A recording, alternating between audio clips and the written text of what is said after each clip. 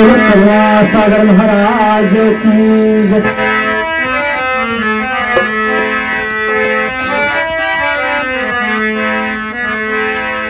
किसी को जमाने की दौलत मिली है और किसी को जमाने की शोहरत मिली है। मैं कुर्बान जाऊं मेरे हाथी पर, मुझे मेरे दाता की चौखट मिली है, चौखट मिली है। तेरा दर मिल गया मुझको। देखो किसका दर है? तेरा दर, ठीक है। मेरा नहीं, ना तुम्हें मेरा ना हमें तुम्हारा। इसलिए पैर छूने तो खाली गुरु महाराज के और सतगुरु के, हमारे नहीं ना हम तुम्हारे, ठीक है।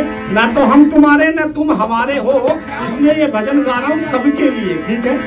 तेरा दर मिल गया मुझको, ठिकाना हो तो ऐसा हो। तेरा दर मिल गया मुझको, ठिकाना हो तो ऐसा हो। तेरा दर मिल गया मुझको, ठिकाना हो तो ऐसा हो, ठिकाना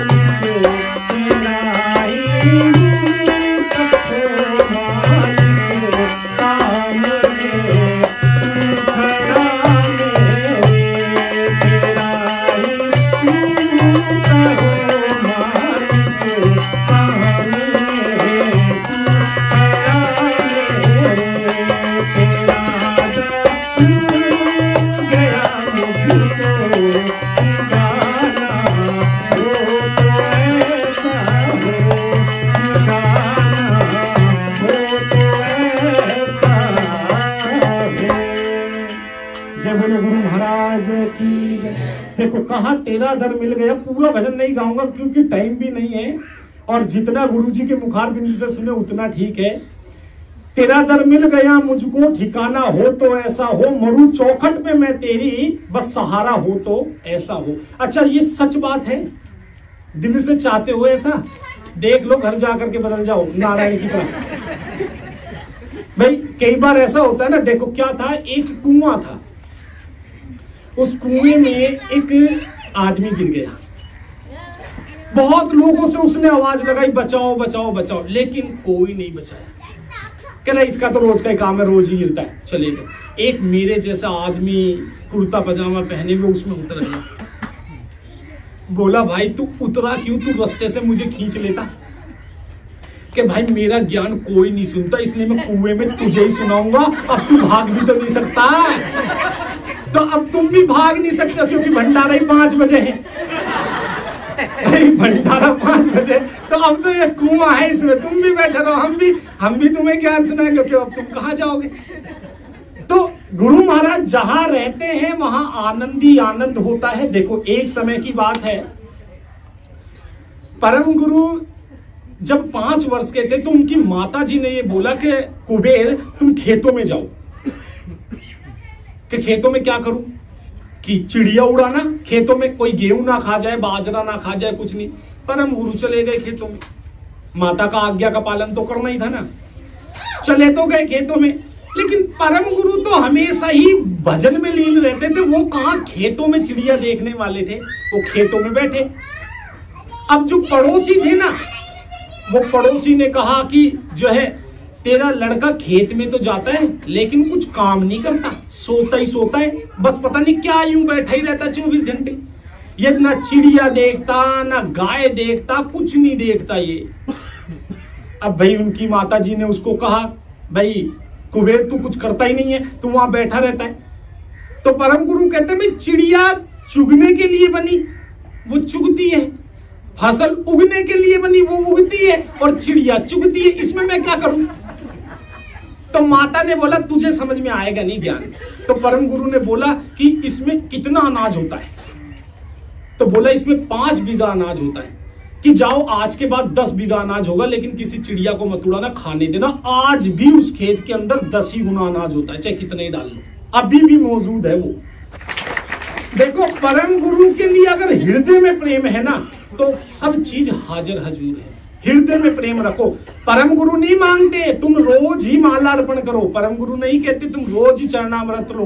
परम गुरु कहते हृदय में प्रेम रखो, और कैवल जो मंत्र है उसका नित दर्शन और नित उच्चारण करो, और मस्तिष्क पर भाल तिलक धारण करो। समय बहुत बलवान होता है, और समय के अकॉर्डिंग हमें चलते परम गुरु एक ऐसी दया करते हैं कि हमें पता ही नहीं चलता, हम कब धीरे धीरे परम गुरु की तरफ खिंचते चले जाते हैं।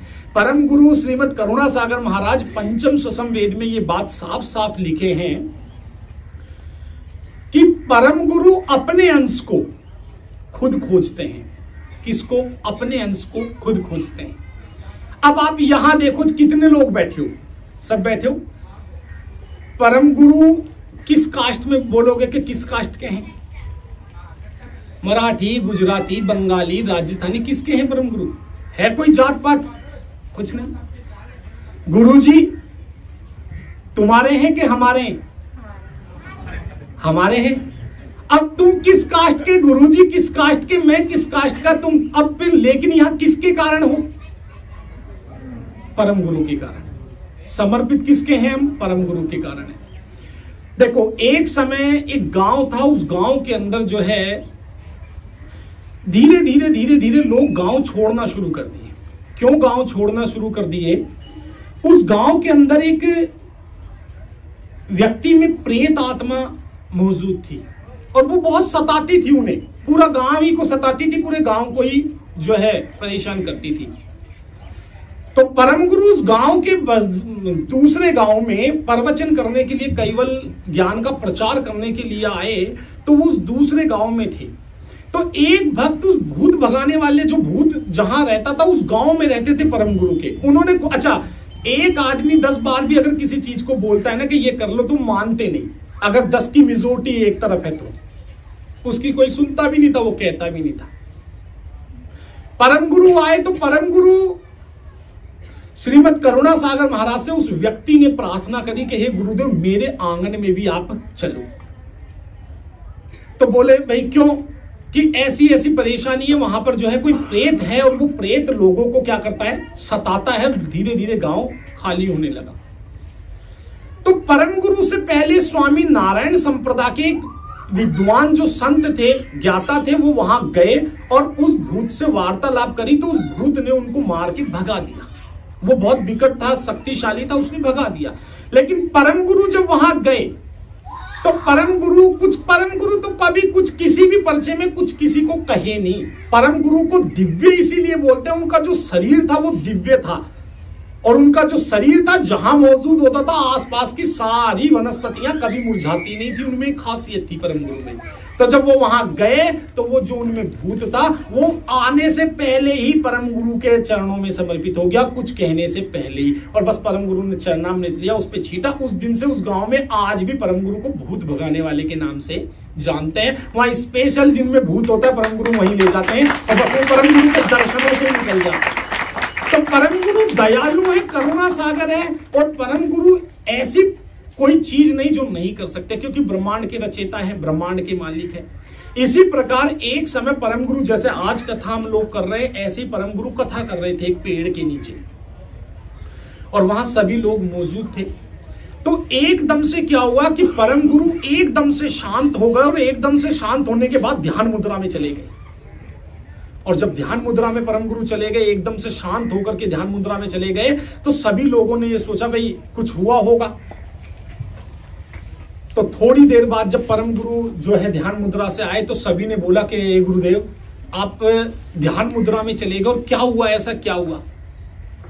तो परम गुरु ने बोला भाई एक भक्त था, वो जहाज में, समुद्र में उसकी जहाज डूब रही थी, और वो मुझे वहां याद करा।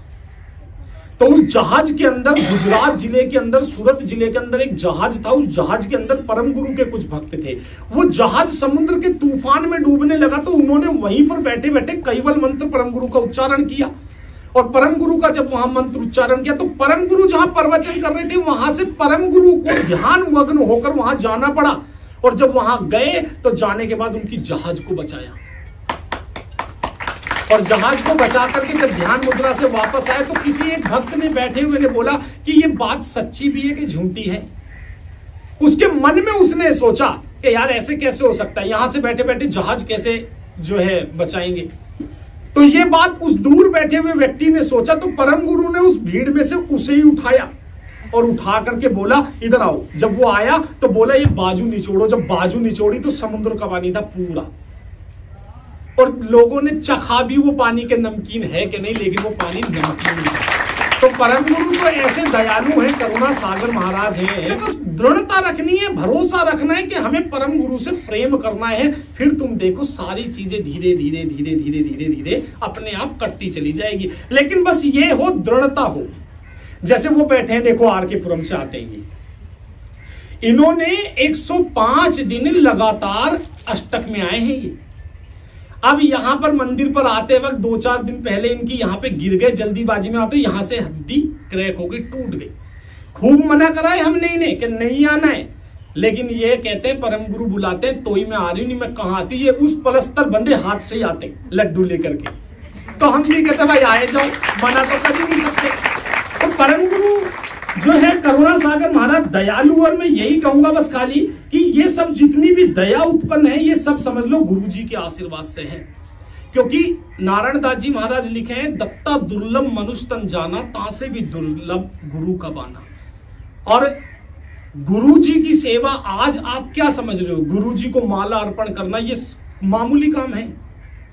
ये कोई तुम्हारे कर्म होंगे पिछले जो तुम्हें ला करके गुरु के सानिध्य में खड़ा कर दिए, माला अर्पण करवा दी, या माला अर्पण कर ली गुरु महाराज से। नहीं, मैं सच बता रहा हूं, मैंने ऐसे भी कई लोग देखे हैं जो दिन रात परम गुरु की भक्ति करें, लेकिन नहीं समय मिलता, नहीं आ पाते। और कई ऐसे भी हैं जो कभी नहीं है, लास्ट वाले दिन अष्टक में उन्होंने अपना कार्यक्रम समापन के दौरान जो है जल अभिषेक करवा दिया। और कई ऐसे रह गए जो घरों में करे, लेकिन नहीं समय मिला। तो ये परम गुरु तय करते हैं किसको मुझे बुलाना है, किसने नहीं बुलाना है, किसने हाथ से करना है, किसने नहीं करना। कई बार ऐसा भी हुआ है कि हम भी दर्शन नहीं कर पाए, यहाँ पे माला वाला सब कुछ करते रहे, लेकिन घर गए तो पता चला प्रयास ही नहीं हुई, कुर्ते पे लाइट चली गई, प्रयास ही नहीं करे बिना कैसे आते, यहाँ कार्य शुरू हो गया। तो इसमें परम गुरु ही जाने क्या है। तो इसीलिए समझ लो परम गुरु दयालु है, वो जितना कर सके उतना उनसे होता है, और जितना हम कर सके हमसे होता है। बस प्रेम से करो, जो भी परम गुरु को करो वो प्रेम से करो, शुद्धता से करो। परम गुरु नहीं कहते कि कहीं जाओ मत, आओ मत, सब कुछ करो, लेकिन 24 घंटे के अंदर से अगर धर्म में चलना है और धर्म से जुड़ना है, 24 घंटे में से कम भी नहीं तो 2 घंटे तो परम गुरु के लिए निकालो। और अगर वो 2 घंटे भी नहीं तो 2 घड़ी तो निकालो, और वो 2 घड़ी भी नहीं तो जहां कथा होती है कम से कम वहां कान तो लगा लो, नहीं कान तो कम से कम लगा लो।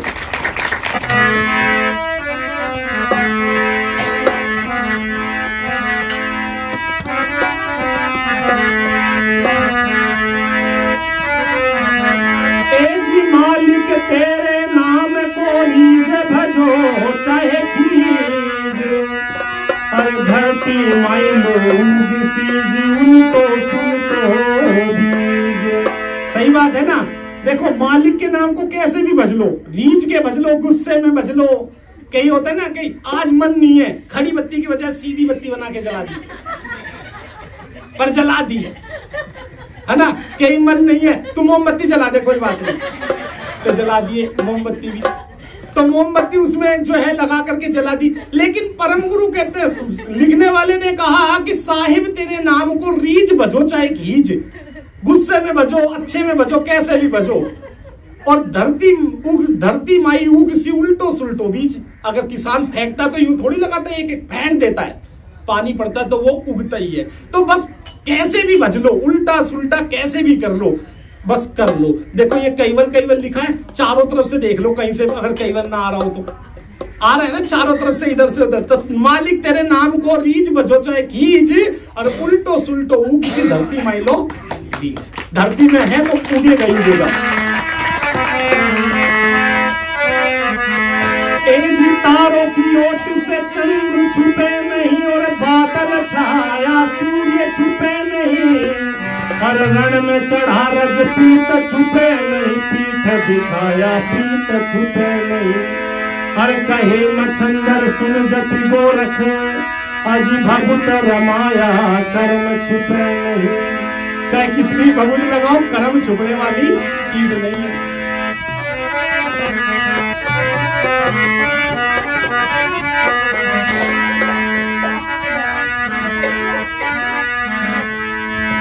हे तो पूरबियो पूरब दे सरोए मारी हेली, हे बोली लखे नहीं कोई रे, बोली लखे नहीं कोई। मैं तो पूरबियो पूरब दे सरोए मारी हेली, बोली लखे नहीं कोई रे,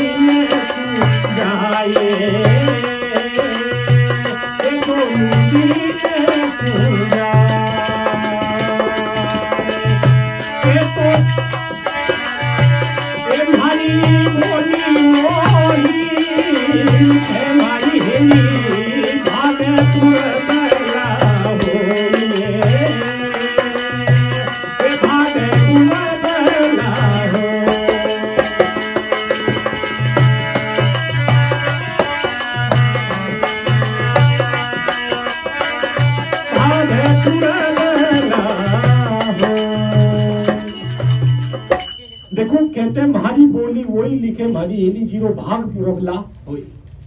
अब भाग पूरबले भाग से कोई सत्संग प्राप्त करता है। देखो कई लोग कहते हैं सत्संग में जाने से क्या होता है, हरि कथा सुनने से क्या होता है।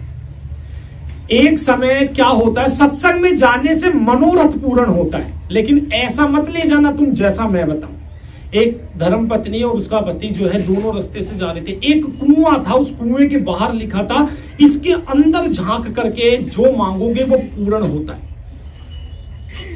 तो धर्म पत्नी ने बोला पहले तुम मांग लो, घर वाले ने बोला पहले तू ही मांग ले। आदमी ने बोला भैया पहले तू मांग ले, देख क्या पता मैं क्या मांग लूं। कहने ने पहले तुम मांग लो। आदमी गया मांग कर आ गया। घर वाली गई, अब घर वाली गई तो कुएं में गिर गई। बोला 13 साल से ये कुआं कहां था, ये मनोरथ अब पूर्ण हुआ। तो इसीलिए पहले कह रहा था भाई पहले तू ही मांग ले, मैं तो वो मांगूंगा जो कोई मांग ही नहीं सकता। 13 साल बाद उसका मनोरथ ही पूर्ण हो गया। तो ऐसी भी मनोकामना मत मांग जाना यहाँ से आज कि गुरु महाराज कुछ ऐसा ही चमत्कार कर दो, वो भी कर देंगे, लेकिन कोई ऐसा चमत्कार मत मांग जाना जिसमें कुछ और ही गड़बड़ हो जाए। तो देखो कई चीजें ऐसी होती है कि हम फंस जाते हैं, काय के वशीभूत फंस जाते हैं, लालच के वशीभूत फंस जाते हैं। क्यों फंस जाते हैं लालच के वशीभूत? जब हम आते हैं ना तो चकाचौंध देखते हैं। देखो क्या होता है, अगर ये टेंट ना लगा होता, यहाँ ये छपरा ना होता, ये मंदिर भी ना होता और हम भी ऐसे ही बैठे होते, तुम भी ऐसे ही बैठे रहते, तो शायद इतनी देर तुम भी ना बैठे होते। और चलो छपरा भी होता, टेंट भी होता, ये मंदिर भी होता, तुम्हारे नीचे वाला आसन ना होता तो भी मामला ही गड़बड़ होता। तो आसन होना बहुत जरूरी है। आसन का मतलब ही ये है अंदर दृढ़ता, अंदर की मजबूती होना बहुत जरूरी है। और अंदर की बहुत सारी चीजें ऐसी है जो बहुत जरूरी है।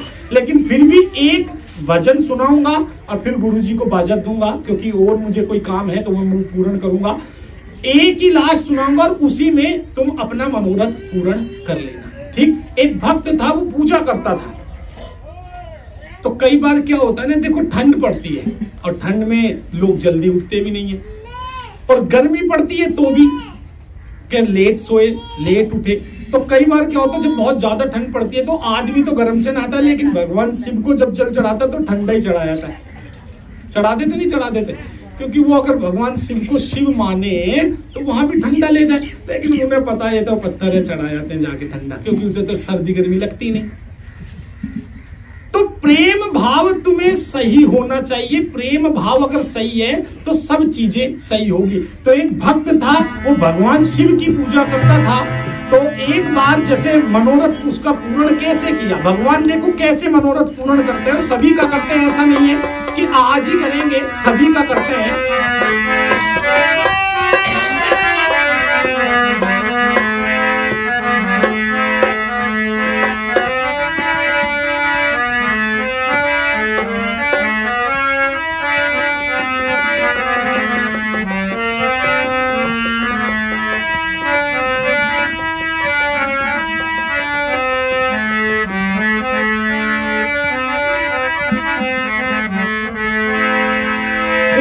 सत्संग की आदि घड़ी जी आदि में बुनियाद, काग गति में छोड़ दे तो धन सी गबन चलिया।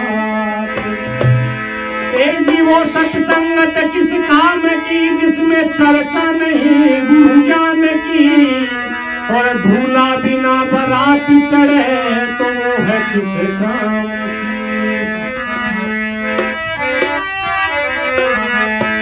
भक्त एक शिव का चला, शिव को मनाने के लिए, भक्त एक शिव का चला, शिव को मनाने के लिए, हाथ में लोटा लिए, जल चढ़ाने के लिए,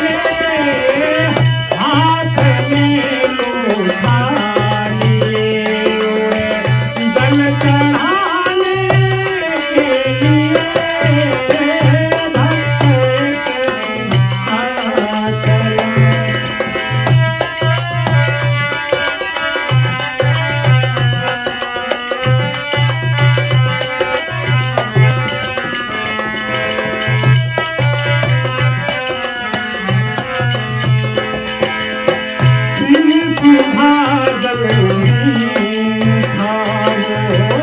फिर सुबह जल्दी उठाओ, हाथ में लोटा लिए फिर सुबह जल्दी उठाओ, हाथ में लोटा लिए फूल माला लेके चंदन, फूल माला लेके चंदन और चढ़ाने के लिए भक्त के सिवा चला दिए, शिव को मनाने के लिए भक्त के सिवा चला।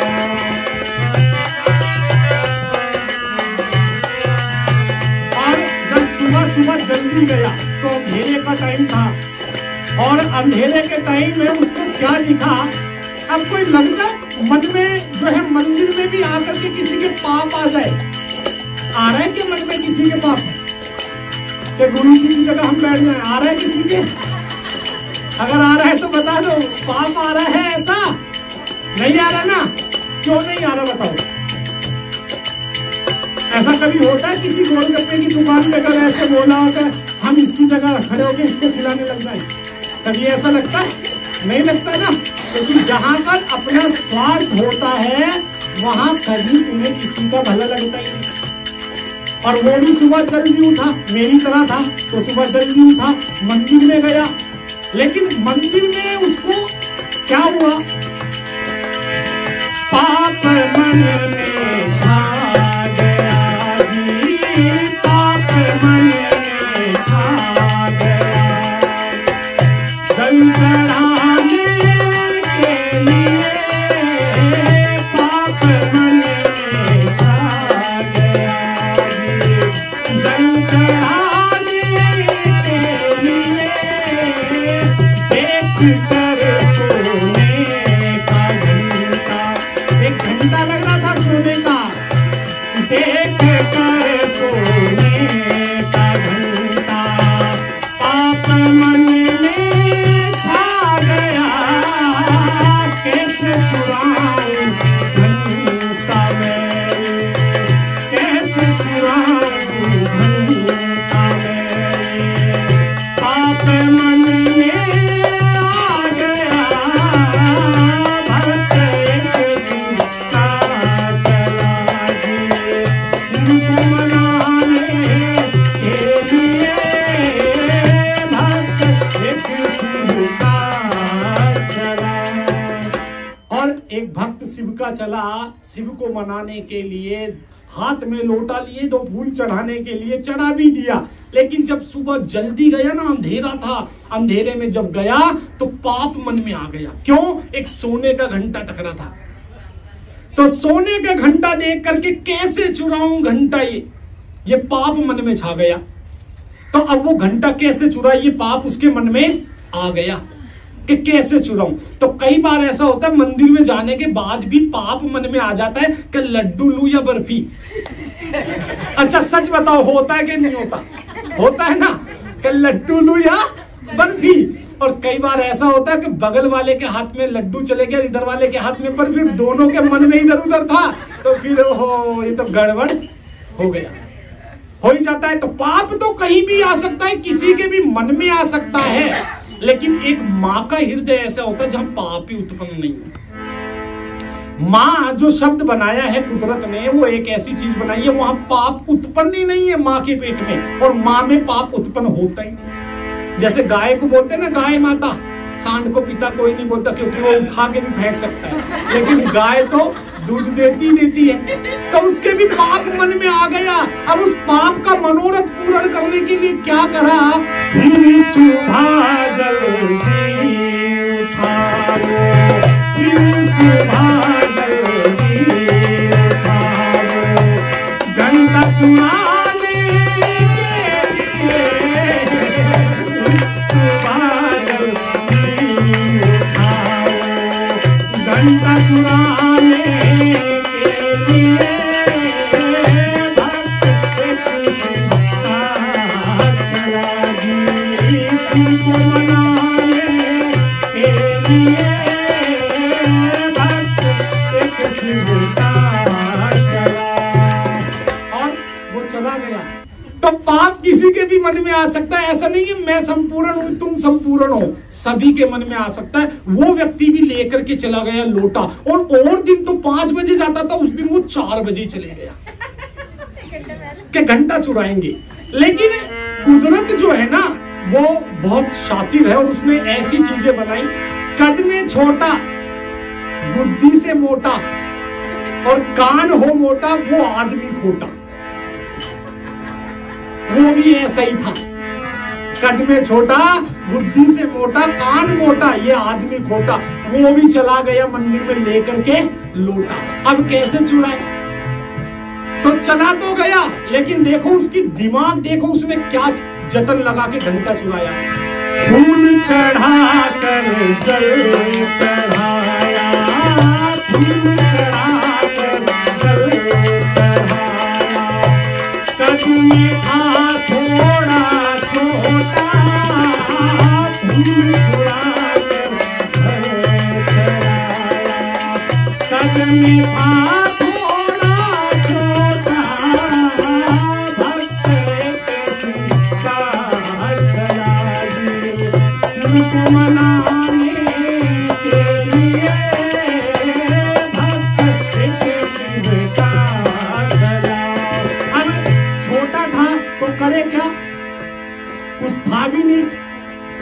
चुराया कैसे? चढ़ गया शिवलिंग के ऊपर, चढ़ गया शिवलिंग के ऊपर, और चुराया घंटा वो, चढ़ गया शिवलिंग के ऊपर, और चढ़ाया घंटा वो, भक्त एक शिव का मनाने के लिए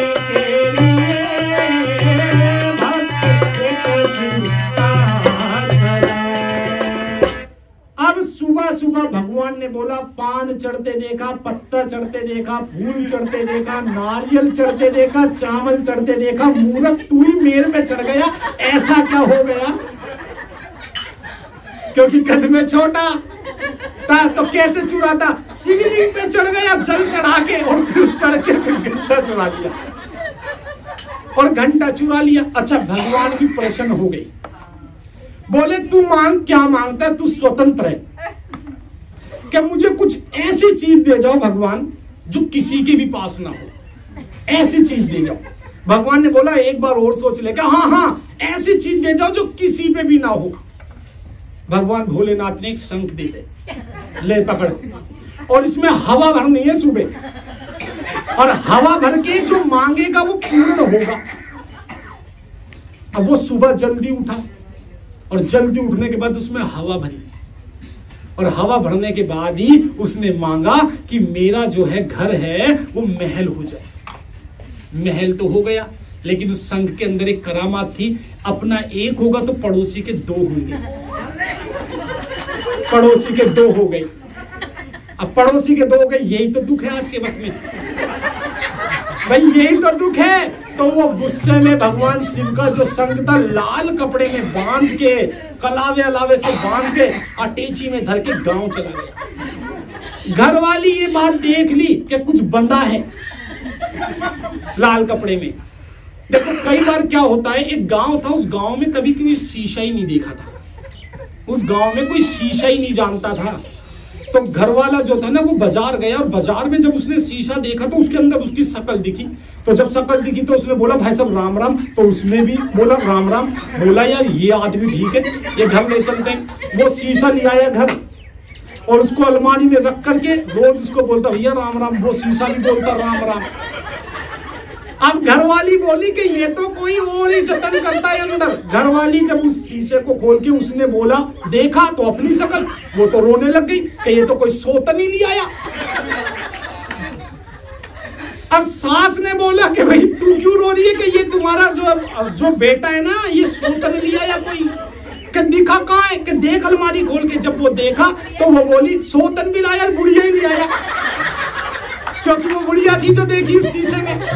हाँ, अब वो भी रोने लगी, माँ भी। ससुर बोला तू क्यों रो रही है, कि ये कोई सोतन नहीं आया, बुढ़िया नहीं आया। वो भी आदमी जब जा करके देखा तो बोला ये तो आदमी नहीं आया, सोतन कहाँ लाया।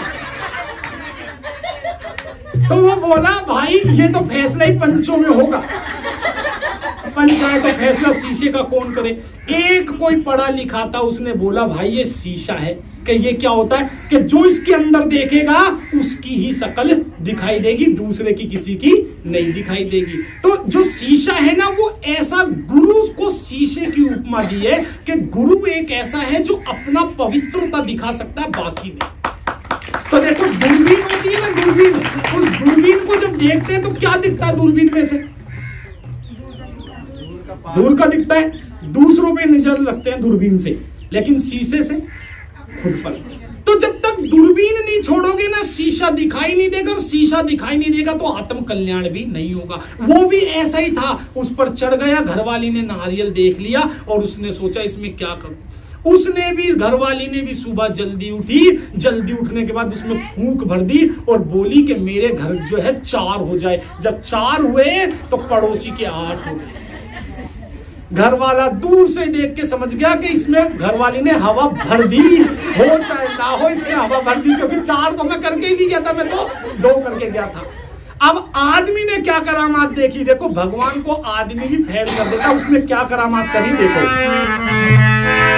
फिर सुबह जल्दी उठाओ, फिर सुबह जल्दी उठाओ, हवा भरने के लिए, फिर सुबह जल्दी उठाओ, हवा भरने के लिए, भक्त किसका चला। और हवा भर दी और मांगा क्या, छोड़ दो एक कांच मेरी, ये मांगा छोड़ दो एक कांच मेरी, 2 पड़ोसी की गई, छोड़ दो एक कांच मेरी, वो 2 पड़ोसी की गई, भक्त एक सीता चला जी, सुख मनाने के लिए, भक्त एक सीता चला। जय बोलो गुरु महाराज की। देखो कितना मनोरथ पूर्ण किया। फिर सुबह जल्दी उठा, उसमें हवा भरा और बोला फोड़ दो एक आंख में।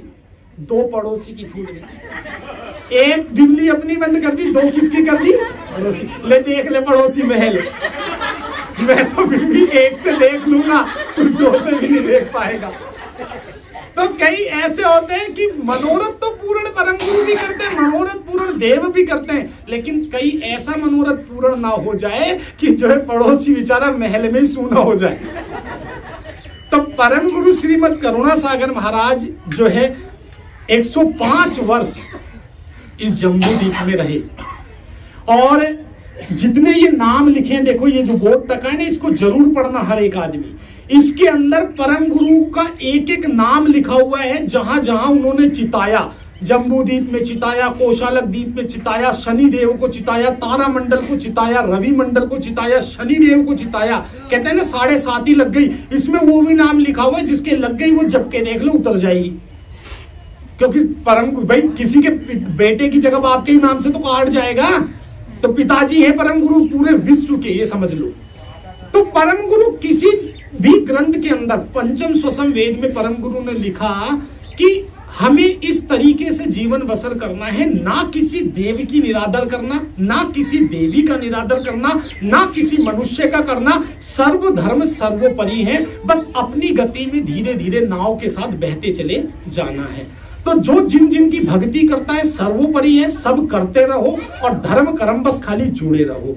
मैं अपनी वाणी को यही विराम करूंगा, थोड़ा सा बताऊंगा। तो यहाँ पर समझ लो जितने लोग हैं सब अपना अपना गुण सबके अंदर है। तो सबसे अच्छा गुण किसके अंदर है बताओ, सब सोच के बताओ, सबसे अच्छा गुण किसके अंदर है? गुरु महाराज के अंदर। तो सबसे अच्छा गुण किसके अंदर है? सबसे अच्छा गुण होता है श्रोताओं में, जो श्रवण करते हैं। गाने वाला तो गाएगा ही, पर श्रोतागण श्रवण करता है, वो क्या लेकर के घर चला जाता है ये उस पर डिपेंड करता है। तो जो कार्यक्रम ये जो चल रहा है, ये एक ट्रस्ट है, कैवल ज्ञान संप्रदा सेवा ट्रस्ट, उसकी तरफ से ये कार्यक्रम जो है हो रहा है कि सभी के मनोरथ से और सभी के दान दिए हुए से सभी की कोई ना कोई जिम्मेवारी सभी ने परम गुरु के प्रति करी है, सभी ने। तो ये जो परम गुरु श्रीमद करुणा सागर महाराज का जो सिंहासन है, ये जो दिखाई दे रहा है, ये जो पीछे वॉलपेपर लगाया, ये जो है एक भक्त है अल्पना जी ने किया है, और उनके परिवार ने ही आज यहाँ पर परम गुरु श्रीमद करुणा सागर महाराज का जो जल अभिषेक था उन्होंने किया।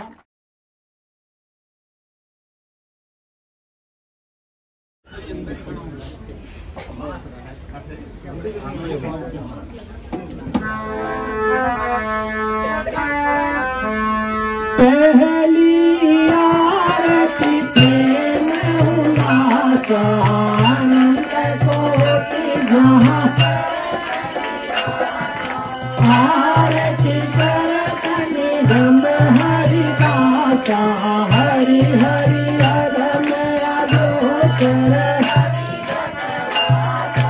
दूसरी आरती धीरत मूरत की, देव सकल दिव्य मंगल मूरत की, आरती करत निगम हरिदासा, हरि हरि अगम अगोचर,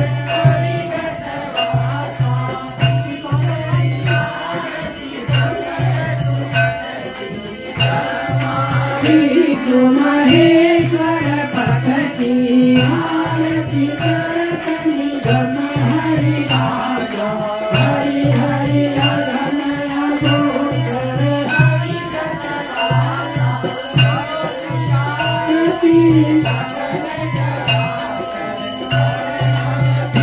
जही रही बराबर, आरती करत निगम हरिदासा, हरि हरि अगम अगोचर, अविगत भाषा,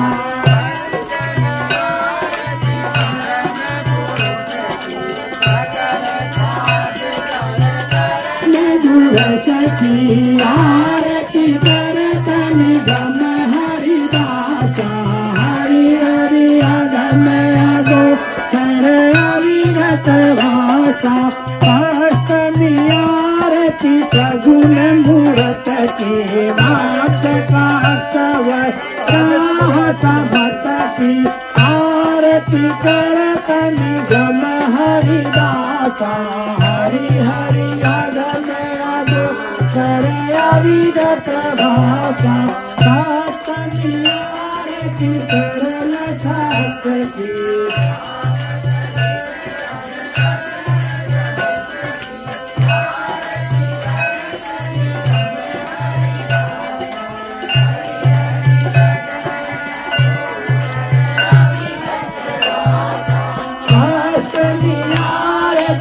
जन आरती परम पुरुष अविनाश करती, आरती करत निगम हरिदासा, हरि हरि अगम अगोचर, अविगत भाषा,